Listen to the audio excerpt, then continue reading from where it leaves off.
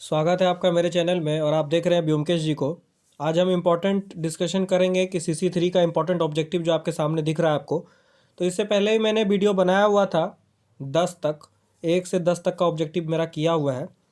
तो 1 से 10 मैं फिर भी यहाँ पे रिकैप कर दूंगा ताकि बाकी लोगों को 1 से 10 देखने के लिए वीडियो खोजना ना पड़े।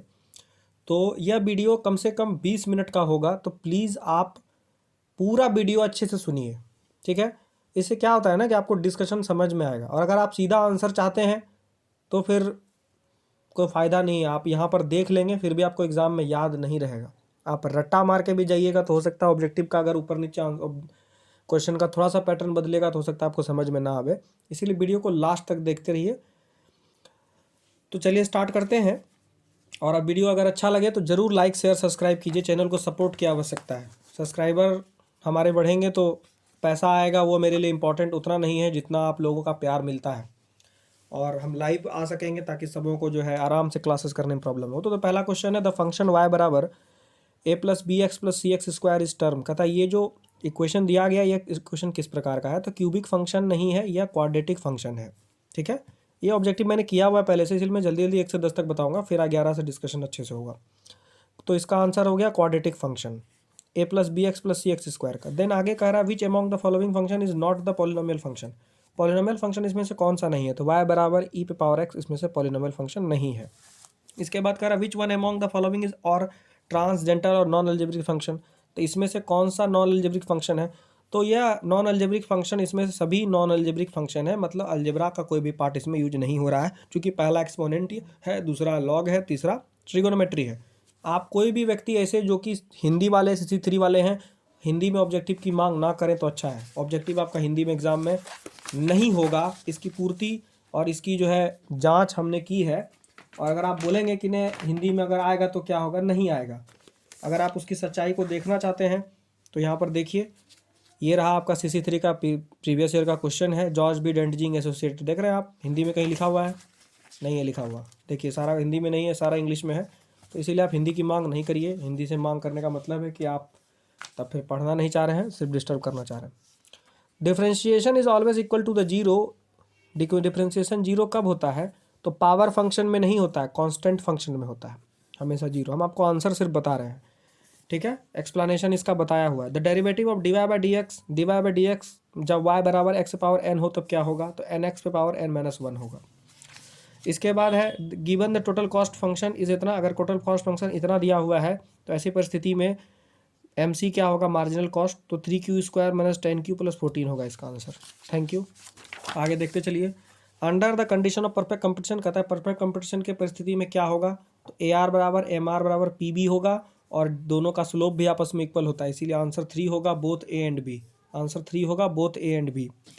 इसके बाद कह रहा है कि AC average cost minima, average cost function is minimum. Average cost function कब मिनिमम होता है। तो जब AC MC के बराबर होता है और AC फर्स्ट ऑर्डर में 0 और सेकंड ऑर्डर में 0 से छोटा हो, तब दोनों केस होता है, इसीलिए आंसर हो गया both A and B। Elasticity of demand के संदर्भ में यह कौन कौन सही है, AR और MR का फंक्शन। तो फॉर्मूला ये होता है इलास्टिसिटी ऑफ डिमांड बराबर AR/AR - MR। ये सब उल्टा लिखा हुआ है, एग्जैक्ट फॉर्मूला यही है। तो इसका आंसर हुआ 1/9 का। देन इसके बाद क्या है, इसके बाद है regarding the elasticity of demand. Elasticity of demand के संदर्भ में कौन सा बात सही है। तो देखिए इसमें से कौन सा बात सही है वो हम आपको बता रहे हैं। तो regarding the elasticity of demand में इलास्टिसिटी ऑफ डिमांड का वैल्यू 0 से लेकर इन्फिनिटी के बीच में बड़ा और बराबर होता है। दूसरा इलास्टिसिटी ऑफ डिमांड का ये फॉर्मूला ही लिखते हैं हम लोग, change in quantity by total quantity और change in price by total price. Elasticity of demand का यही नेचर है। तो इसमें, और तीसरा ED बराबर AR/MR, elasticity of demand equals to AR/MR पड़ता है। तो ये तीनों सही है, इसीलिए ऑल ऑफ द अबव हो जाएगा। 11 नंबर क्वेश्चन पर आते हैं कि कोई भी जो क्यूबिक फंक्शन होता है या कोई भी फंक्शन होता है, तो उस फंक्शन में क्वाड्रेटिक हो या लीनियर हो या क्यूबिक हो, उसके लिए एक कंडीशन सेट रहता है। तो यहाँ पर जो हमारा टोटल कॉस्ट फंक्शन जिस इक्वेशन पर है, पॉलिनोमियल पर, वो है a+bx+cx² + d। तो यह जो पूरा फंक्शन है यह एक क्वाड्रेटिक फंक्शन पर आधारित है, ठीक है, जिसमें दो दो कांस्टेंट है। तो उसके लिए चूंकि ये टोटल कॉस्ट है तो टोटल कॉस्ट को लिखा गया है इस तरीके से। तो इसका जो आंसर है वो आपका 3 है, ACD। अगर इस तीनों केस में ACD इक्वल हो जाए, नहीं ये माफ़ कीजिएगा, यह जो इक्वेशन है इसको सेटिस्फाई करने के लिए ये कंडीशन की ज़रूरत नहीं है ए सी डी की। अगर ये तीनों आपस में इक्वल हो रहा है तो यह फिर पॉलिनोमियल कहलाएगा ही नहीं। अगर एक ए जीरो हो जाएगा तो सी भी जीरो हो जाएगा, इससे इक्वेशन का अस्तित्व ही खत्म हो जाएगा। इसको फुलफिल करने के लिए जो कंडीशन है ये तीन ऊपर वाले हैं। ए सी डी जीरो से बड़ा होना चाहिए, जीरो नहीं होना चाहिए। अगर जीरो होगा तो इक्वेशन ही खत्म, पॉलिनोमियल ही खत्म हो जाएगा। बी जीरो से बड़ा होना चाहिए, ये भी सही है। और बी स्क्वायर माइनस थ्री ए सी जब हम इसका निकालेंगे तो उस केस में भी बी स्क्वायर का वैल्यू थ्री ए सी से छोटा होना चाहिए, तभी फंक्शन फॉलो करेगा। तो इसमें कहा जा रहा है कि वन इज़ नॉट नेसेसरी, कौन सा जरूरी नहीं है, तो ये तीसरा नंबर जरूरी नहीं है, गलत है ये। तो आंसर तीसरा हुआ, माफ़ कीजिएगा चौथा हुआ। उसका 12 number question, at what level of output the average cost function A C बराबर Q square minus 5q plus 8 will be minima. तो मिनिमा जब आप निकालिएगा तो पहला ऑर्डर से ए सी बराबर जीरो होगा, दूसरे ऑर्डर में जब आप निकालेंगे तो जीरो से बड़ा होगा, तो q बराबर 2.5 होता है। और ये कैसे निकलता है तो इसका चर्चा यहाँ पर देखिए, ये जो केस है डी बाई ए सी बराबर जीरो कीजिएगा, दूसरे केस में ये कीजिएगा। ये दोनों जब आप निकालेंगे उस सवाल पर जो कि यहाँ पर अभी डिस्कस किया हुआ है, यहाँ पर जो डिस्कस किया हुआ है कि ए सी बराबर ये दिया हुआ है मिनिमा के केस में, तो यहाँ पर देखिए हमने निकाला भी है D A C by D Q करके 2.5। ठीक है, पहले ऑर्डर से वो जीरो हो जाएगा, दूसरे ऑर्डर से जीरो से बड़ा होना चाहिए। तो जीरो से बड़ा होने के बाद जो मान आएगा क्यू का वो 2.5 होगा। हम जानते हैं आप लोग को एक्सप्लेनेशन से कोई मतलब नहीं है, सीधा आंसर बताइए, हम आंसर रट लेंगे। तो ठीक है, हम आपको आंसर ही डायरेक्ट बता रहे हैं, ज़्यादा एक्सप्लेनेशन नहीं बता सकते हैं क्योंकि वीडियो बहुत लंबा हो जाएगा। For a firm the profit will be maximum, कहता है कि किसी भी फर्म का लाभ जो होगा वो अधिकतम कब होगा, मतलब प्रॉफिट मैक्सिमाइज कब होता है। तो प्रॉफिट मैक्सिमाइज कब होगा, जब एम सी बराबर एम आर हो जाए और जब दोनों का स्लोप जो है निकालने के बाद एम सी का स्लोप एम आर के स्लोप से बड़ा हो जाए। तो दोनों केस सही है, ठीक है, इसीलिए आंसर हो जाएगा both A and B. 14 number question है कि production function which is homogeneous of degree 1, degree 1 हमेशा कंस्टेंट रिटर्न्स टू स्केल को बताता है। ठीक है, अगर 1 से छोटा होगा तो डिक्रीजिंग होगा, 1 से बड़ा हो गया तो इंक्रीजिंग होगा। ठीक है, तो आंसर इसका 3 नंबर हुआ। क्वेश्चन नंबर 15 कहता है कि value of component alpha and beta of the Cobb Douglas production function. तो निशा मैम के द्वारा पढ़ाया गया है क्यू बराबर ए अल्फा माइनस क्यू बीटा। तो यहाँ पर जो है ये जो बताया गया है इसका एक्सप्लेनेशन है कि अल्फा और बीटा का वैल्यू हमेशा एक होना चाहिए, क्योंकि यह भी एक क्या है, प्रोडक्शन फंक्शन के होमोजीनस फंक्शन का ही हिस्सा कॉफ डगलस है। ठीक है, इसीलिए अल्फा प्लस बीटा का मान सदैव एक होता है, ना कि दो होगा ना ही जीरो, दो तो कभी होगा ही नहीं, नॉन ऑफ दी। और अल्फा प्लस बीटा कभी जीरो नहीं होगा, अगर जीरो होंगे तो कॉफ डगलस फंक्शन ही खत्म हो जाएगा। ठीक है, इसीलिए हमेशा एक होगा, क्योंकि वो जो एक होता है वो यहाँ पर यूनिट को बता रहा है, और एक जो है वो कांस्टेंट रिटर्न टू स्केल को भी शो करता है, इसीलिए अल्फा प्लस बीटा ही होगा। और कॉफ डगलस का जो फंक्शन है वो कांस्टेंट रिटर्न टू स्केल से प्रूफ करके इंक्रीजिंग और डिक्रीजिंग कैसे होता है वो बताया गया है। तो तीसरा के बाद अगला चलते हैं 16 number, the CES production function is elasticity of substitution. तो जो CES प्रोडक्शन फंक्शन है वो उसका रेंज क्या होता है, तो वो कांस्टेंट होता है लेकिन एक नहीं होता, याद रखिएगा, कांस्टेंट तो होता है लेकिन एक नहीं होता। अगर एक होगा तो वो वैल्यू CES का कहलाएगा नहीं। CES का जो फुल फॉर्म होता है वो होता है मैं आपको बता, तो चलिए देखिए आगे बताते हैं। तो कांस्टेंट इलास्टिसिटी ऑफ सब्स्टिट्यूशन इसका नाम होता है। Production function is elasticity of substitution क्या होता है, तो जीरो से बड़ा होगा, इन्फिनिटी से छोटा होगा और कांस्टेंट होता है। इसका बस यही रीजन था इलास्टिसिटी का, जो हम आपको बताने के लिए भी बोल रहे थे, वो हम आपको जस्ट अभी दिखा देते हैं। स्थिर एक सेकंड रुकिए, निकाल लें किताब में ताकि आपको दिखा सकें, ताकि याद हो, नहीं तो ऐसे रहेगा कि सिर्फ आप ऑब्जेक्टिव करा दिए, समझाए कुछ नहीं। तो ऐसे भी आप लोग में से बहुत ऐसे लोग हैं जो स्किप कर करके वीडियो को आगे देखते रहते, तो समझना चाहते ही नहीं है। फिर भी मेरा काम है बताना, तो मैं आपको बता देता हूँ। आप लाइन पर रहिए सभी लोग, मतलब वीडियो को देखते रहिए, मैं अभी जस्ट निकाल के आपको दिखा देता हूँ। देखिए, स्थिर प्रतिस्थापन लोच का उत्पादन, constant elasticity of substitution production function, ये हमारे CC1 की किताब में है। इसमें देखिए हमेशा वैल्यू जो होता है इफिशियंसी प्रचाल पैरामीटर 0 से 1 के बीच में इन्फिनिटी से बड़ा होता है, लेकिन हमेशा 1 के बराबर या 1 से छोटा होता है। तो 1 नहीं होने का परिस्थिति होता है। लियोनटॉफ का भी कहना था कि ये 1 नहीं हो सकता है, क्योंकि जब 1 होगा ना, देखिए जब ये 1 का वैल्यू लेगा तो उस केस में इन्फिनिटी हो जाता है, ठीक है, -1। और जब इन्फिनिटी लेगा तब 0 हो जाएगा, और जब 0 लेगा तो 1 होगा। लेकिन देखिए किसी भी केस में 1 नहीं लिया है, 1 लेगा तो थ्योरी ही खराब हो जाएगा। ठीक है, 1 लेने से क्या हो जाएगा, इन्फिनिटी बाय इन्फिनिटी हो जाएगा, जो वैल्यू नहीं निकाल सकते हम। तो इसका आंसर रेंज 0 से इन्फिनिटी के बीच में, और कांस्टेंट मतलब बोथ ए एंड बी।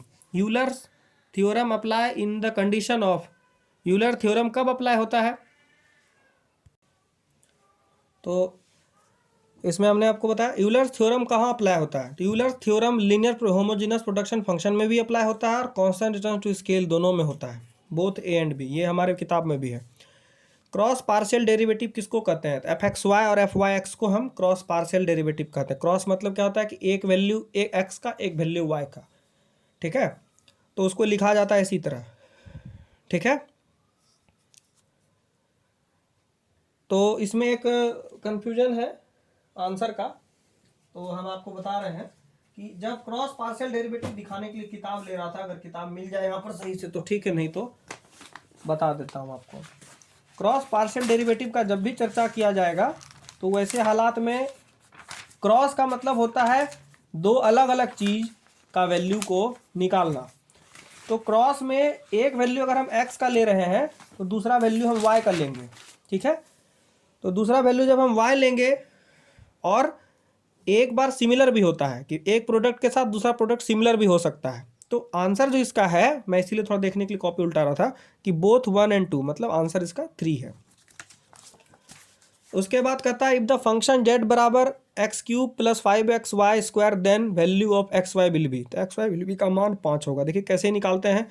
तो इसका जो है पार्शियल डेरिवेटिव लगाते हैं। पहले केस में dz/dy निकालेंगे y के रिस्पेक्ट में, चूंकि f xy मांग रहा है तो x का जो मतलब z का जो डिफरेंशिएशन होगा वो पहले y के रिस्पेक्ट में होगा, तब x के रिस्पेक्ट में होगा, तब आपको 5 लास्ट में प्राप्त होगा। बगल में आपका यहाँ पर सर बता भी दिए हैं। फॉर मैक्सिमा और minima case in the function of the more than one variable of second order, एक से ज़्यादा वेरिएबल अगर सेकंड ऑर्डर में आ जाए तो इनसफिशिएंट कंडीशन हो सकता है, ठीक है। इसके बाद जो है the integral of 9x power 9x x से पावर 8 क्या है? तो 9x x पावर 8 का जो हम इंटीग्रेशन निकालेंगे तो x से पावर 9 + c निकलेगा। फॉर्मूला ये है, यहाँ पर बगल में देखिए लिखा हुआ है, इंटीग्रेशन x से power n dx x power n + 1 करके निकाले हैं। तो यहाँ पर देखिए लास्ट में, अब आपको दिखा देते हैं, यहाँ पर देखिए लास्ट में निकला हुआ है। थोड़ा सा ट्राइपॉड का प्रॉब्लम है, तो मेरा ट्राइपॉड टूट गया था, हम दिखा नहीं सकते पूरा खोल के। x से पावर n + c यहाँ पर, ठीक है, घुमाने में नहीं बनता है। तो 21 का आंसर आपका हो गया 1, ठीक है। इसके बाद चलते हैं, क्वेश्चन इसमें है कि which is correct among the following, कहता है इन सभी में से कौन सा सही है। तो integration is reverse of differentiation, ये सही है कि इंटीग्रेशन डिफरेंशिएशन का उल्टा होता है। और डिफिनिट इंटीग्रेशन में लिमिट जो होते हैं, न्यूमरिक वैल्यू जो होते हैं वो डिफिनिट होते हैं। चूँकि देखते होंगे कि आप जब इंटीग्रेशन बनाते हैं तो इंटीग्रेशन में वैल्यू को लिख दिया जाता है डिफरेंशिएशन के आधार पर, इंटीग्रेशन के आधार पर। कैसे लिखते हैं? ऐसे करके आप देखे होंगे कि डिफरेंशिएशन इंटीग्रेशन में ऐसे लिख दिया जाता है 2 से 3 x² dx। तो ये जो लिखा गया है ये डिफिनिट होता है, 3 और 2 का मान डिफिनिट है। इसके बाद है if 2 limits of the definite integrals are sum then the value of integral will be. जब दो इंटीग्रल वैल्यू, डिफिनिट इंटीग्रल का जो वैल्यू है सेम हो जाएगा, तो वहाँ पर जो उसका इंटीग्रल वैल्यू जो होता है लिमिट का, मतलब इफ 2 लिमिट्स, कहता है यदि 2 सवाल का डिफिनिट इंटीग्रेशन हम निकाल रहे हैं और एक ही वैल्यू पर दिया हुआ है तो उसका आंसर 0 हो जाएगा दोनों केस में, ठीक है।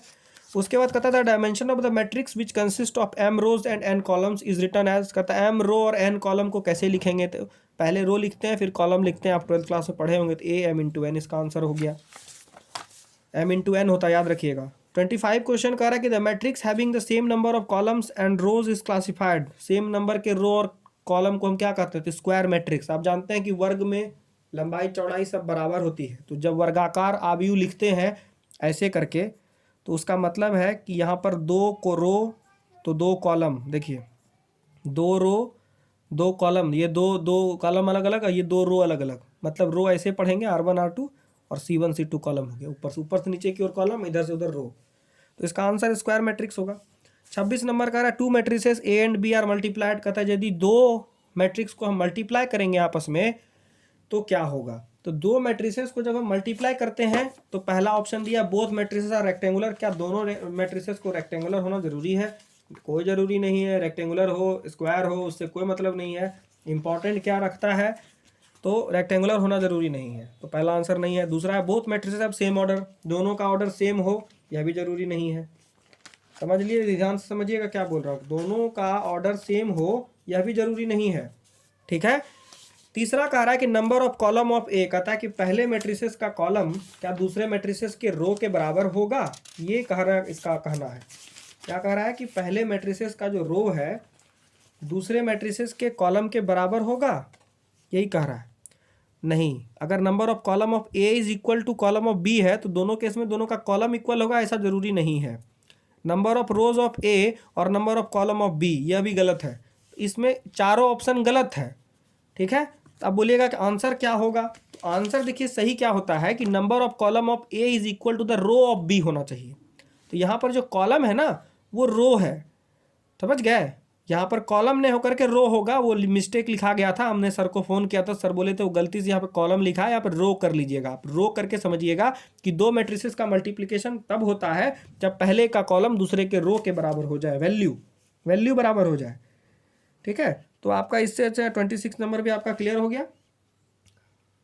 3 नंबर होगा इसका, यहाँ पर रो कर लीजिएगा कॉलम हटा के। If the determinant of a matrix is equal to the zero, कहता है यदि किसी मैट्रिक्स का डिटर्मिनांट जीरो हो जाए तो वो मैट्रिक्स कैसा कहलाएगा, तो सिंगुलर मैट्रिक्स कहलाएगा जब डिटर्मिनांट जीरो हो जाएगा। नल मैट्रिक्स का मतलब होता है एक भी वैल्यू उसके अंदर नहीं, बोथ तो होगा ही नहीं, इसीलिए आंसर हुआ सिंगुलर मैट्रिक्स ऑप्शन 2।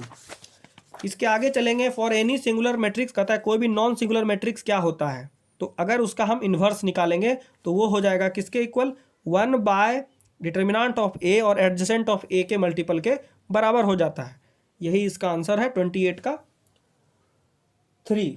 इसके बाद है 28(9), कहता है if the order of matrix A is m into N, कहता है यदि किसी का मैट्रिक्स का ऑर्डर m इंटू एन है, ऑर्डर मतलब ऐसे होता है जैसे लिखा है ना 1 2 4 1, मान लीजिए 2 क्रॉस 2 हुआ, 2 रो 2 कॉलम है, ये हुआ ऑर्डर, ठीक है। Order of matrix B p into N, और दूसरा कोई ऑर्डर मैट्रिक्स है तो p इंटू एन हुआ, तो order matrix a dot B, मतलब कि a और b का अगर हम मल्टीपल लेंगे तो क्या होगा, तो यह अभी आपको पीछे पढ़ा ना कि दो मैट्रिक्स का मल्टीपल तभी इक्वल होता है जब पहले वाले का, देखिए हम बना के दिखा देते हैं, पहले वाले का ऑर्डर और दूसरे वाले के ऑर्डर में देखना होता है, क्या देखना होता है कि पहले वाले का कॉलम दूसरे वाले के रो के बराबर होना चाहिए, तभी इसका मल्टीपल पॉसिबल है। लेकिन यहाँ पर ये कह रहा है कि इन ऑर्डर इतना m into N, order of matrix इतना, then the order of matrix A dot B, यदि ऑर्डर ए डॉट बी होगा तो क्या होगा, तो एकदम श्योर है कि यह तभी संभव है। आंसर इसमें 1 नंबर नहीं है, आप आंसर नंबर 1 मत मारिएगा, हम जब बना रहे थे उसमें गलती है, हो गया था। तो अभी एग्जैक्ट आंसर हम आपको बता रहे हैं कि एन और पी आपस में जब तक बराबर नहीं होंगे तब तक सिचुएशन इक्वल नहीं होगा। तो आंसर इसका क्या होगा 29 नंबर का, तो इसका आंसर होगा 1 नंबर m इंटू एन। ध्यान से देखिएगा, m इंटू एन जो ये पहला नंबर था इसको हमने बनाया था, तो सर ने कहा था कि m इंटू एन उसी केस में हो रहा है जब n और p आपस में इक्वल है। तो यहाँ पर एक चीज़ आप याद रखिएगा कि n और p इक्वल है, ये लिख दीजिएगा बगल में अपने पेज पर, अगर आपके पास ये पेज है तो, या कॉपी में लिख लीजिएगा आप। अगर एग्जाम में आपको हूबहू इसी तरह दे दे तो आप सीधा m इंटू एन मार दीजिएगा, गलती नहीं होगा, क्योंकि वहाँ पर कंसिडर्ड किया गया है कि n और p आपस में इक्वल थे, इसीलिए इसका मल्टीप्लिकेशन पॉसिबल हुआ। अगर नहीं होता, अब बोलिएगा कि भैया n और p इक्वल कैसे है, अरे तो n का वैल्यू और p का वैल्यू इक्वल है। मान लो n यहाँ 2 इंटू 1 लिखे और यहाँ लिख दिए 1 इंटू 3, तो देखो यहाँ पर 1 और p और वो दोनों में 1 इक्वल है ना, तो इसका मतलब n p इक्वल है। तो जो नया वैल्यू ऑर्डर होगा, कहता then the order of matrix, नया ऑर्डर, ध्यान दीजिएगा यहाँ पर गुना करने के लिए नहीं कह रहा है कि नया जो मैट्रिक्स बनेगा, इस दोनों को जो मल्टीप्लाई करके जो एक नया वाला बनेगा तो उसका ऑर्डर क्या होगा। क्वेश्चन समझ लीजिए क्या कह रहा है कि m इंटू एन होगा, इसका रो ले लेगा, क्योंकि इसके कॉलम को हम इसके रो के इक्वल किए हैं तो ठीक उल्टेगा, पहले वाले का रो लेगा दूसरे वाले का कॉलम लेगा, इसीलिए m इंटू एन होगा, ठीक है। अगले में चलते हैं सिंगुलर मैट्रिक्स 30 में, कि a बराबर 1 4 2 a सिंगुलर मैट्रिक्स है। सिंगुलर मैट्रिक्स का मतलब ये होता है जिसका डिटर्मिनेंट 0 हो। तो जब आप यहाँ पर a बराबर डिटर्मिनेंट ऑफ a 0 किए तो 1 इंटू ए माइनस 8 बराबर 0, तो a बराबर 8 हुआ, तो आंसर आपका 4 नंबर a बराबर 8 हुआ। देन आगे कह रहा है 31 में बनाने टाइम में क्वेश्चन गलती हो गया था, तो यहाँ पर 0 नहीं है, यहाँ पर 3 है, याद रखिएगा ये 0 नहीं है, ये 3 है। यहाँ पर 3 लेकर के कोई भी बनाएगा तो ही उसका सही है। 1 मिनट रुक जाइए, हमको कॉपी में लिखा हुआ एक बार देख लेते, कन्फ्यूजन नहीं ना है। 4 में 4 इसका आंसर 60 होगा, तो 60 के अकॉर्डिंग देखिए कैसे हुआ है, 5 लिया गया है, 4 1 4 4 0 4 हो गया, तो यहाँ पर 3 है। याद रखिएगा ये कितना है, यहाँ पर ये 0 गलती से लिखा गया, यहाँ पर 3 है। अगर परीक्षा में आ जाए तो ये क्वेश्चन इन अप्रोप्रिएट होगा, आप इसको छोड़ दीजिएगा अगर ऐसा गलती हो जाए, ठीक है।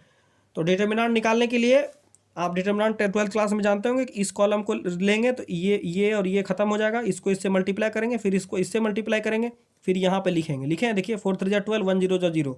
फिर हमने लिखा है -3 इसलिए लिखा है क्योंकि पहला प्लस तो दूसरा माइनस, देन प्लस फिर माइनस, ऐसे करके चलता है ऑर्डर। तो -3 जब लिया हमने तो 0 × 3 तो 0, यहाँ पर 3, देखिए 3 था ना, तो 0 × 3 यहाँ पर 3 लिया हमने और 1 × 0 0, तो फाइनली ये 0 हो गया। देन लास्ट का लफ्ज लेंगे तो 0 × 4 0 × 4 तो 0 हो गया। तो ये फाइनली आंसर हुआ 12 पंचे 60, तो आंसर आपका 4 नंबर हुआ। उधर दो कॉलम दोनों 0 हो जाता है। 32 में we can add matrix A with matrix B, their order is same of both matrix. कहता है यदि ऑर्डर दोनों मैट्रिक्स को अगर हम ऐड करेंगे तो दो मैट्रिक्स का ऐड और सब्ट्रैक्ट तभी संभव है जब दोनों का मैट्रिक्स का ऑर्डर सेम हो। रो और कॉलम एलिमेंट सेम होने से नहीं चलता है। ऑर्डर जब मल्टीप्लाई करते हैं तो उसमें पहला का कॉलम दूसरा का रो देखा जाता है बराबर है कि नहीं। जब ऐड और सब्ट्रैक्ट करते हैं तो दोनों का ऑर्डर सेम होना चाहिए। अगर 2 × 2 का मैट्रिक्स है तो दोनों होना चाहिए सेम ऑर्डर का। 33 में if all elements in A matrix, कहता है यदि सभी एलिमेंट्स मैट्रिक्स ए में आर 0 हो जाए then the matrix is called. तो अगर सभी मैट्रिक्स के एलिमेंट 0 हो जाए, मान लीजिए ये एलिमेंट सारा 0 हो गया, तो 0 हो गया तो नल मैट्रिक्स हो गया, ठीक है। आइडेंटिकल मैट्रिक्स में 0 1 दोनों होता है, कॉलम मैट्रिक्स में सिर्फ कॉलम होता है, डायगोनल मैट्रिक्स में डायगोनली लिखते हैं वैल्यू को। तो 32 के बाद 33 हो गया। 34 में चलते हैं। ऑप्टिमाइजेशन प्रॉब्लम जो होता है, ऑप्टिमाइजेशन का मतलब होता है मैक्सिमा और मिनिमा। तो सिंगल ऑब्जेक्टिव फंक्शन, कांस्टेंट और नॉन लीनियर फंक्शन, इन तीनों की सहायता से किसी भी सवाल का हम ऑप्टिमाइजेशन कर सकते हैं। जैसे लीनियर प्रोग्रामिंग आप देखे होंगे तो सिंगल ऑब्जेक्टिव फंक्शन, कांस्टेंट और नॉन लीनियर फंक्शन, ये तीनों रहता है उसमें। मैक्सिमाइजेशन ऑफ एफएक्स, कहता है किसी भी फंक्शन का मैक्सिमाइजेशन हम कर रहे हैं तो उसका मिनिमाइजेशन क्या होगा, तो एकदम ठीक उल्टा होगा, माइनस सिंबल के साथ। तो आंसर इसका 1 नंबर। 34 का answer 4 number all of the above. 36 each constant optimization problem must have certain parameters, कहता है कि इसका सर्टेन पैरामीटर्स पर वैल्यू क्या है।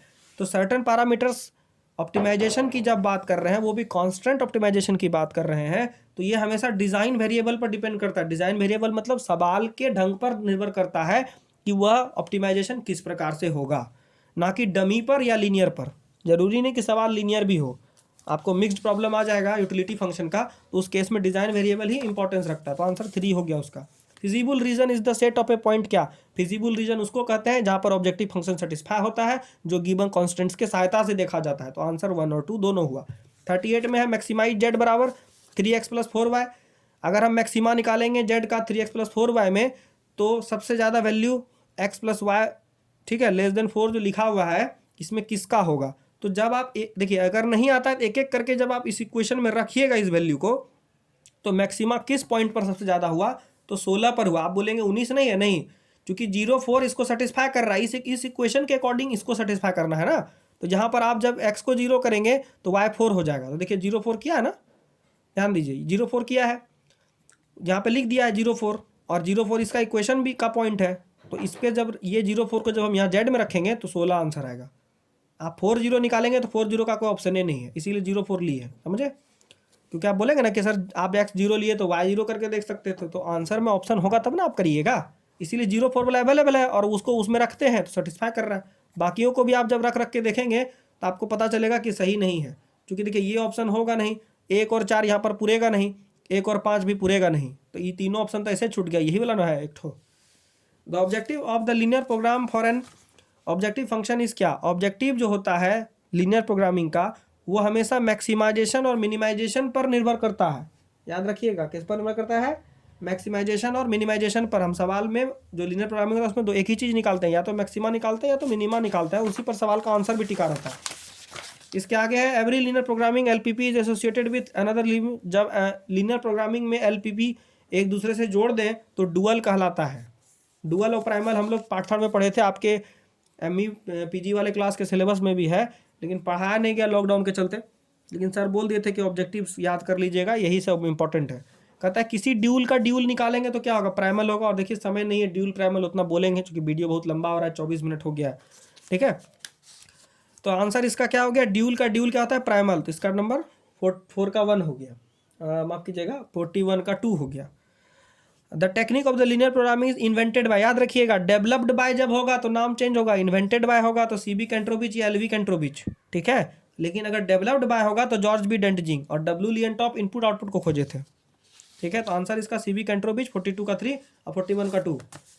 43 में who developed originally the technique was input output analysis, input output technology को कौन का, अभी तुरंत बताया, विजली WNT, यही इन्होंने खोजा था। सीबी कैंट्रोबिच तो एलपी को खोजा, JRX division of demand theory.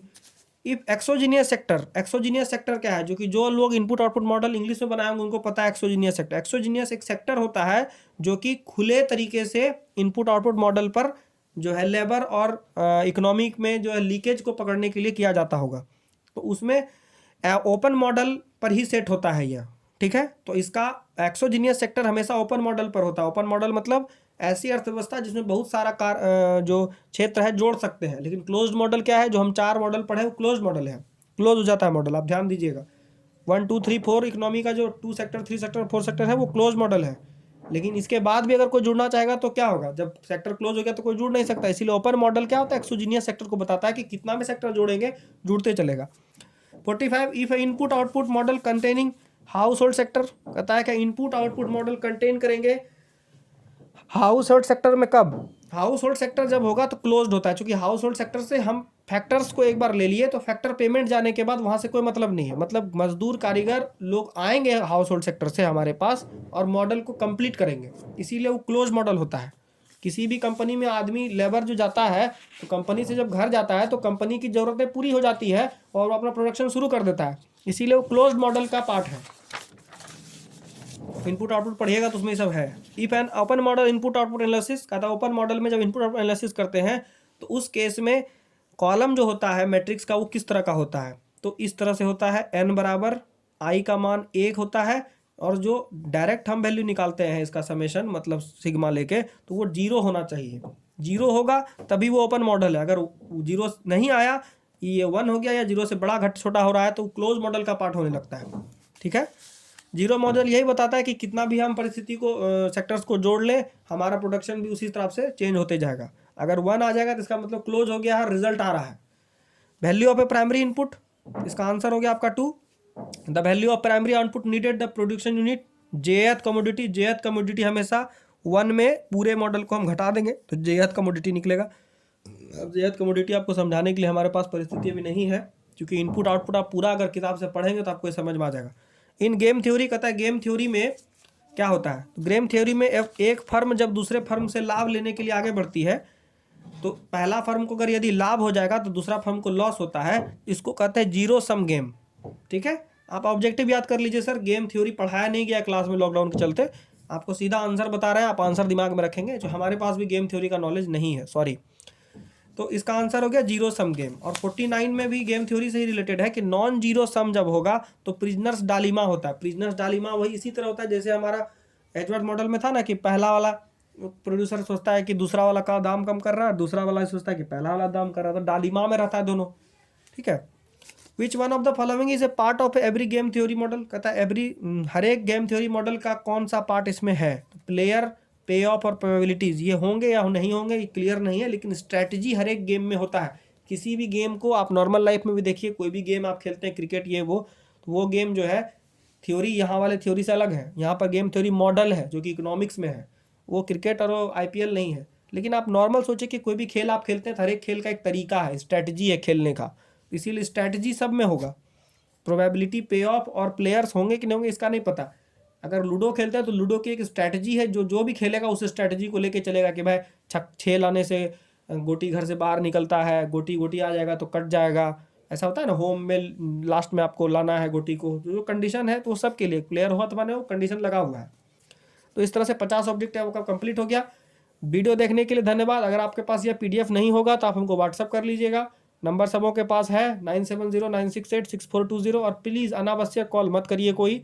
रहा यहाँ से डिस्कशन कि CC3 में एग्जाम में क्वेश्चन में क्या क्या पूछेगा, जो कि हम लोगों को क्लास में पढ़ाया गया, सर ने कहा था बहुतों को कि सीक्वेंस में बता दिए हैं, जो जैसे पढ़ाए हैं वैसा ही आएगा। तो ठीक है, चलिए जैसा सर ने पढ़ाया है जो सीक्वेंस है वो सीक्वेंस हमारे पास लिखा हुआ है, तो हम आपको सीक्वेंस बता देते हैं, डायरी में है मेरे। इंपॉर्टेंट कहा करके कुछ नहीं बताया गया, लेकिन कहा गया है कि जो सीक्वेंस पढ़ाया गया उसी पे है। तो सबसे पहला सीक्वेंस हम लोगों को लीनियर प्रोग्रामिंग पढ़ाया गया था, उसके बाद डिफ्रेंसिएशन पढ़ाया गया है इसमें, ठीक है।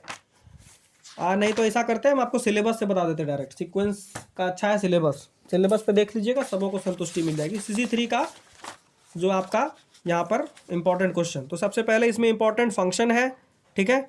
उसके बाद रूल्स ऑफ डिफरेंशिएशन है, डेरिवेटिव, उसके बाद आपका elasticity of demand, their types, profit maximization, ठीक है, ठीक है। इसके बाद जो है हम अगले यूनिट में चलेंगे तो पार्शियल डेरिवेटिव है, इस पर सवाल थ्योरी दोनों रह सकता है। होमोजीनियस फंक्शन है, यूलर्स थ्योरम है, कॉप डगलस है। उसके बाद इंटीग्रेशन है, definite integration, consumer surplus, producer surplus है, डिटर्मिनांट है, मैट्रिक्स अलजेब्रा है, ठीक है। इस पर सवाल और थ्योरी दोनों रह सकता है। क्रेमर्स रूल का थ्योरी भी रह सकता है या सवाल रहेगा। उसके बाद कांस्टेंट ऑप्टिमाइजेशन का थ्योरी है, लेग्रांजे मल्टीप्लायर का थ्योरी में भी होगा क्योंकि थ्योरी ही लिखा गया, और यूटिलिटी मैक्सिमाइजेशन पर सवाल है, ठीक है। ये CC3 का हम बता रहे हैं आपको। उसके बाद इंट्रोडक्शन टू लीनियर प्रोग्रामिंग, आप जानते हैं पूरा, लीनियर प्रोग्रामिंग का सवाल भी रह सकता है, थ्योरी भी लिखने आ सकता है, और इनपुट आउटपुट पर शॉर्ट क्वेश्चन या लॉन्ग क्वेश्चन कुछ भी हो सकता है। गेम थ्योरी नहीं बताया गया, गेम थ्योरी हो सकता है, मे भी नहीं रहे। तो ये हम आपको CC3 का साथ में नोट्स भी इंपॉर्टेंट कह के बता दिए। इससे ज़्यादा मेरे पास कुछ नहीं, हम अपने अनुभव से बता रहे हैं, जो क्लास में पढ़ाया गया उसी के आधार पर बता दिए। थैंक यू, वीडियो को देखने के लिए धन्यवाद। और वीडियो अगर अच्छा लगा हो तो प्लीज़ लाइक शेयर सब्सक्राइब कीजिए, चैनल को सपोर्ट की आवश्यकता है, और लोगों के साथ शेयर कीजिए, क्योंकि CC3 का सारा चीज़ इसमें हम बता चुके हैं, इंपॉर्टेंट भी है और ऑब्जेक्टिव और सजेशन दोनों है। Thank you.